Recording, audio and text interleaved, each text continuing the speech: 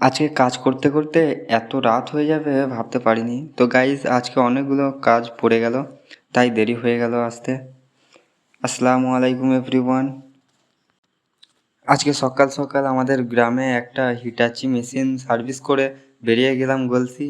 সেখানে একটা LG AC বসিয়ে বেরিয়ে গেলাম।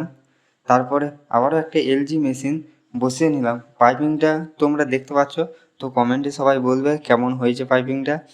তারপরে কিছু খেয়ে বেরিয়ে গেলাম মানিক বাজার। সেখানে একটা 1 টনের প্যানাসোনিক এসি বসিয়ে ভালো করে ভ্যাকুম করে নিলাম। তারপর কাজ কমপ্লিট করে কাস্টমারের কাছে পেমেন্ট নিয়ে বেরিয়ে গেলাম জাগুলিপাড়া।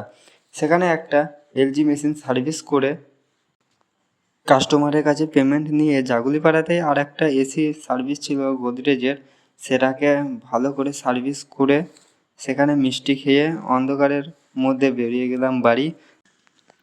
তো গাইজ গুড নাইট, আবার কথা হবে কালকের ব্লগে।